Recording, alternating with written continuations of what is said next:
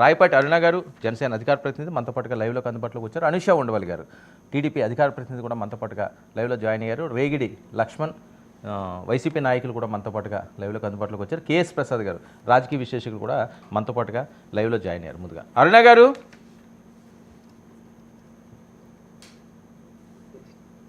Sir అరుణ గారు sir good evening sir. మీకు ప్యానెల్లో ఉన్న పెద్దలకి అందరికీ నమస్కారం. ఏంటి పోసాని కృష్ణమురళి గారు విడుదలయ్యారండి 24 రోజుల తర్వాత అనుకుంటాను.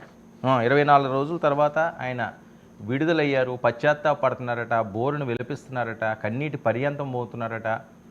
తప్పు చేశాను అన్నట్లుగా ఆయన మదన పడుతున్నట్లుగా. మనిషి కూడా బాగా చిక్కిపోయాడు. మనం ఈయన వంశీని కూడా చూసాం. ఆయన కూడా బాగా డల్ అయిపోయాడు, బాగా లొంగిపోయాడు మనుషులు, సింపుల్గా చెప్పాలంటే.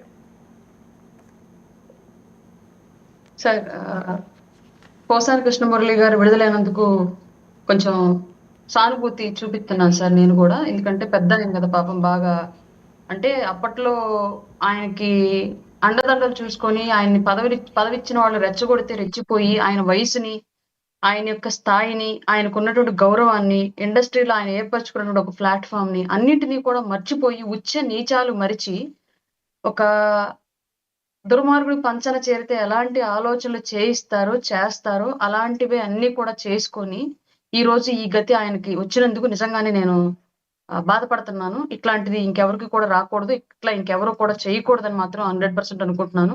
మీరు అన్నారు పశ్చాత్తాపం చూపిస్తున్నాడంట అని.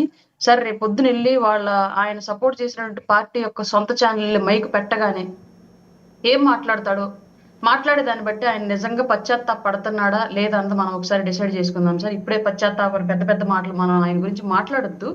రేపు ఒక్కసారి ఆయన పార్టీ ఏ విధంగా ఆయనతో పలికిస్తుందో ఆ పలుకును చూసి మనం తర్వాత మాట్లాడుకుందాం.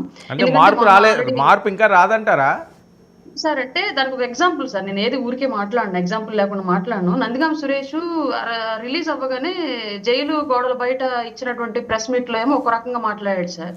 మరుసటి రోజు ఇంటికి వెళ్ళాక బులుగు ఛానల్ యొక్క మైక్ లో ఇంకో రకంగా మాట్లాడాడు. రెండింటికి మధ్య పూర్తి వ్యత్యాసం ఉంది సార్. మాట్లాడినటువంటి మాటలకి పూర్తి వ్యత్యాసం.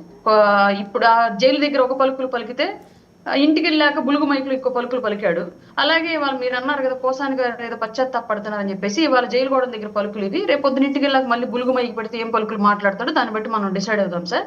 వీళ్ళు ఇవాళ ఈ శిక్షలు అనుభవించి బయటకు వచ్చిన వాళ్ళైనా సరే కనీసం పెద్దరికంగా అరే బాబు మీకు తెలుసో